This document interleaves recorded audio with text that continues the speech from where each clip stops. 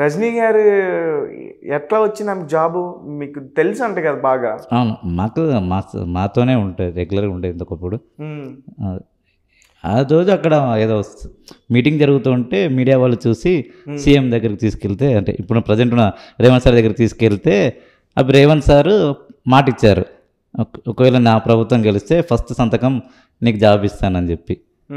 ఆ విధంగా తనకి వచ్చింది. కానీ ఒకటి మాత్రం నేను రేవంత్ సార్కి అయితే హ్యాట్స్ ఆఫ్ చెప్తా, ఇన్ని 10 సంవత్సరాల ఒక మొట్టమొదటి సీఎం అనుకుని నెరవేర్చి మాలాంటి కూడా టాలెంట్ ఉందని గుర్తించి ఒక మాట ప్రకారం మాట నిలబెట్టుకున్నాడు. దివ్యాంగులకి ఒక అన్నలాగా, ఒక తండ్రిలాగా, ఒక దేవుడిలాగా మాకంటూ ఉన్నాడని చెప్పి ఒక మొట్టమొదటి ముఖ్యమంత్రి. నేను ఇది గంటపూర్వకం చెప్పి 29 రాష్ట్రాలలో ఒక ఫస్ట్ సీఎం అనుకుంటా నేను. ఒక మా దివ్యాంగులకి ఇంత డైరెక్ట్గా ఫస్ట్ ప్రమాణ స్వీకారం ఫస్ట్ ఫైల్ మీద సంతకం పెట్టిన మొట్టమొదటి సీఎం అనుకుంటున్నా. ఓకే, ఇంతవరకు ఏ సీఎం చేయలేదు ఏ రాష్ట్రంలో కూడా. రైట్. అయితే మరి ఒక్కరికి ఇస్తే సరిపోదు కదా? సరిపోదు, అదే ఇంకా చాలామంది ఉన్నారు, తన దృష్టికి తీసుకెళ్ళాలి. ఇప్పుడు చదువుకున్న వాళ్ళు ఉన్నారు, ఇప్పుడు అందరికీ జాబులు ఇవ్వడం కూడా ప్రభుత్వం తరఫున కూడా సాధ్యం కాకపోవచ్చు. ఎవరికైతే టాలెంట్ ఉన్నప్పుడు నేనేమనుకుంటున్నా అంటే ప్రతి ఒక్క డిపార్ట్మెంట్లో మాలాంటి ఒక్కొక్కరిని పెట్టండి, అప్పుడు ప్రభుత్వానికి పేరు వస్తుంది, మాకు కూడా టాలెంట్ ఉందని చెప్పి నిరూపించగలుగుతాం. అంటే మీరు ఎలాంటి జాబ్ చేయగలుగుతారు? ఇలాంటి ఇప్పుడు అడ్మిన్ జాబ్స్ ఏమైనా చేయగలుగుతారు, ఇప్పుడు కంప్యూటర్ జాబ్స్ ఎలాంటినా. అందరికీ సిస్టమ్ వర్క్స్ కదా దాదాపు ఉన్నది. ఇప్పుడు ఎవరైతే ఒకప్పుడైతే ఇప్పుడు ఫైల్స్ మోయడం అవైతే ఏం లేవు కదండి ఎక్కడైనా కానీ. అటెండర్ జాబ్స్ కాకుండా మిగిలిన ఎనీ అడ్మిన్ వర్క్స్ చేయొచ్చు కదండి. పార్టీ వల్ల కూడా తీసుకోవడం, ఫోటోలు దిగడము, సంతకాలు పెట్టించడం అలా ఉంటాయి కదా, అవి చేయొచ్చు. క్లర్క్ జాబులు చేయొచ్చు. అలాంటి మాకు పెద్ద పెద్ద ఆశలు లేవు, అంతే. మాకు ఏదో మాకు అంటే ఒక ఉపాధి, ఒక తోడు ఉండాలని ఉద్దేశం. ఎందుకంటే ఇప్పుడు పార్ట్ టైం కూడా ఎన్ని రోజులు పెట్టుకుంటాం, ఎన్ని రోజులు పెట్టుకుంటారు. ఇప్పుడు మీరు నచ్చింది కాబట్టి మీరు ఉంటారు, రేపు పొద్దున మీకు కూడా ఒక మంచి ఆఫర్ వస్తే మీరు మేనేజర్గా వేరే దానికి వెళ్ళిపోతారు. మీ ప్లేస్లో ఇంకొక వ్యక్తికి నేను నచ్చకపోవచ్చు, అప్పుడు నా పరిస్థితి. ఎందుకంటే ఒక స్టాండర్డ్ లెవెల్కి అలవాటు పడ్డ వ్యక్తి మళ్ళీ బ్యాక్ పోలేము. అప్పు కావాలంటే కూడా ఎవరు సపోర్ట్ అయితే కావాలి కదా. సర్వైవ్ ఎట్లయితారు? రోజులకైతే ఖర్చులు పెరుగుతాయి, అదైతే ఆగాయి కదా. మనిషి పెరుగుతారు, ఖర్చులు పెరుగుతాయి. ఇంకోటి ఏజ్ పెరిగిన కొద్దీ మాకున్న శక్తి కూడా తగ్గిపోతుంది కదా. మా ఫ్యామిలీని ఎవరు చూసుకోవాలి? రైట్. ఇప్పుడు ఎవరికైనా, ఇప్పుడు నాకేమన్నా అయింది నాకు, మా భార్య బాబుని ఎవరు చూసుకోవాలి? పరిస్థితి ఏంది? ఇప్పుడు మనిషికి కావాల్సింది ఇప్పుడు కూడా తిండి, ఈ మూడైతే ఇంపార్టెంట్. 3 కావాలన్నాక ఫస్ట్ మెయిన్ ఏంటంటే ఎర్నింగ్ కావాలి. ఎర్నింగ్ లేనప్పుడు ఇవన్నీ ఎక్కడికి దొరుకుతాయి? ఓకే, అదే కదా మెయిన్ ఇంపార్టెంట్. అవును. మరి గత ప్రభుత్వంలో మరి ఏమన్నా ట్రై చేశారు? అప్పుడు నేను చాలా ప్రభుత్వం చాలాసార్లు చేశాను. గత ప్రభుత్వానికి 10 సంవత్సరాల నుంచి నేను ఒక సంవత్సరాల తరబడి సీఎం కాంప్లెక్స్ ముందు, ప్రగతి భవన్ ముందు అయితే వెయిట్ చేసిన సందర్భాలు చాలా ఉన్నాయి. నేను ఒక 100 సార్లు ట్వీట్ చేశాను. తను చాలా సందర్భాల్లో మాలాంటి వాళ్ళను ఇట్లా సభలల్లో ఎవరికో ఇండైరెక్ట్ మా తిట్టినప్పుడు కూడా నేను దాని గురించి కూడా పోరాడాను. అట్లా నాకు చాలాసార్లు బెదిరింపు కాల్స్ కూడా వచ్చినాయి, చాలా జరిగినాయి. అందుకని మమ్మల్ని తిట్టడం ఏంటి అంటే కొన్ని సందర్భాలలో కేసీఆర్ గారు, కేటీఆర్ గారు ఇట్లా మరుగుజ్జులు అని అసెంబ్లీలో కూడా చాలాసార్లు తిట్టారు. అది కరెక్ట్ కాదు కదా. ఎందుకంటే ఇప్పుడు నీకు ఎవరి మీద కోపం ఉందో వాళ్ళని డైరెక్ట్ తిట్టాలి, కానీ మమ్మల్ని ఒక ఐడెంటిఫై చేసి మమ్మల్ని ఒక జోకర్ లాగా వాడుకోవడం కరెక్ట్ పద్ధతి కాదు కదా. అంత పెద్ద ముఖ్యమంత్రి అయి ఉండి కూడా. మరుగుజ్జు అనే పదం తప్పు పదమా? 100% అది. ఎందుకంటే మా డిజబిలిటీని ఐడెంటిఫై చేయొద్దు. అంటే 2000 యాక్ట్ ప్రకారం ఫిజికల్ హ్యాండిక్యాప్ యాక్ట్ ప్రకారము 2000 యాక్ట్ ప్రకారము మా ఎవరి డిజబిలిటీని మీరు ఐడెంటిఫై చేయకూడదు, అది చట్టరీత్యా నేరం అది. మరి మిమ్మల్ని ఏమని పిలవాలి? తెలుగులో ఏమని పిలవాలి? దివ్యాంగులు అంటారు అంతే. అంటే ఏ దివ్యాంగునని కేటగిరీని డివైడ్ చేయకుండా దివ్యాంగులు అంటే అందరు వస్తారు అంతే. ఓ బ్లైండ్ అని, డెఫ్ అని అట్లా అనకూడదు. మీరు ఎవరైనా సార్ వచ్చేది. సో అయితే గత ప్రభుత్వంలో పోరాడిన సార్, ఇప్పుడు మీకు ఎన్ని ఇయర్స్ ఉంటాయండి? ఎన్ని సంవత్సరాలు మీకు? నాకు 45 ఇయర్స్ అండి. 45 ఇయర్స్. ఎప్పుడు పెళ్లి చేసుకున్నారు? నేను 2008. 15 ఇయర్స్. ఓకే, పెళ్ళి అయ్యి 15 సంవత్సరాలు అవుతుంది. నా బాబు 11 ఇయర్స్ అండి. మీ బాబుకి 11 ఇయర్స్. ఇప్పుడు ఏ క్లాస్ చదువుతున్నారు? 5th class. 5th క్లాసా? బాబు ఎలా ఉంటాడు? బాగున్నాడు, నాకన్నా హైట్ ఉన్నాడు. ఓకే, ఎంత హైట్ ఉంటాడు బాబు? నాకన్నా హైట్ ఉంటాడు. ఓకే, ఒక 3.5 feet అనుకోండి. ఓకే, బాబు ఓకే నార్మల్ 4 ఉంటాడు. 4 వరకు ఉంటాడు దాదాపు. ఓకే, మీ హైట్ ఉంటాడా? మీది 4 ఉంటుందా హైట్?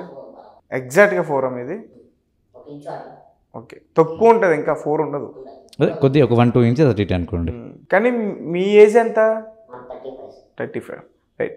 సార్, పెళ్ళైన తర్వాత కూడా మీరు చాలా ప్రాబ్లమ్స్ ఫేస్ చేశారంట. ప్రాబ్లమ్స్ అంటే ఇక సర్వే కావడానికి, ఎందుకంటే నాకు కూడా ఫ్యామిలీ సపోర్ట్ ఎప్పుడు లేదు. నేను హైదరాబాద్ వచ్చి దాదాపు 25 years కానీ ఎబో అయింది. నేను బ్యాచిలర్గా వచ్చినప్పటి నుంచి ఇక్కడనే పోరాడుతూ ఉన్నాను ఇట్లా. ఎందుకంటే చాలా పెళ్లి సందర్భాలు వచ్చినా కూడా హైట్ పర్సనాలిటీ చూసి రిజెక్ట్ చేసిన సందర్భాలు చాలా ఉన్నాయి. ఇప్పుడు తను కూడా నా లెక్క ఉంటుంది కాబట్టి తనకి ఎవరో చెప్పారు ఇట్లా ఉంటుంది అని ఇప్పుడు వాళ్ళ ఇంట్లో వాళ్ళు కూడా చాలాసార్లు ఆలోచించారు ఇవ్వాలనా ఇవ్వద్దా అని. మాది అరేంజ్ మ్యారేజ్.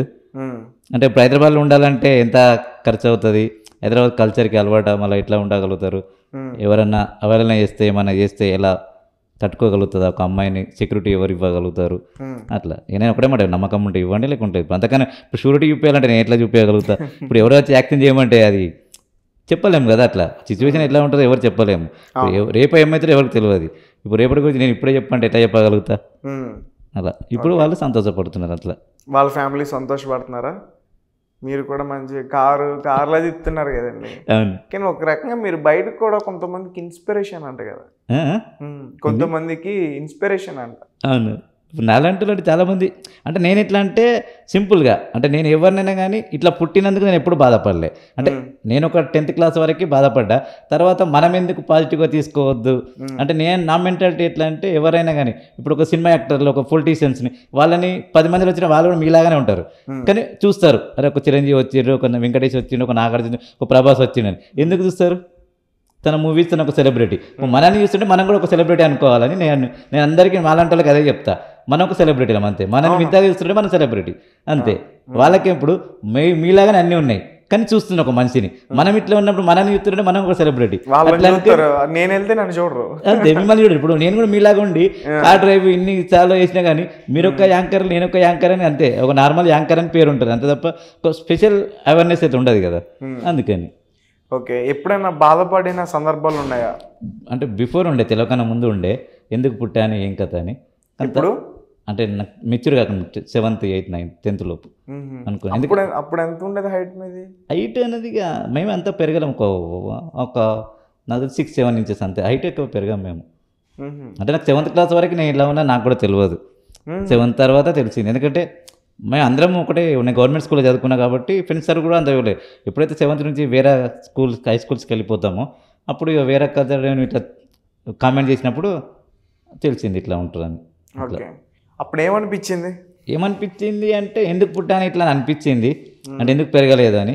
కానీ మా మమ్మీ డాడీ అయితే ఒకటే చెప్పారు, ఒక తల్లి కడుపులో మన చేతికున్న 5,000 సమానంగా లేనప్పుడు ఒక తల్లి కడుపులో పుట్టిన అన్నదమ్ములు ఎలా సమానంగా ఉంటారని.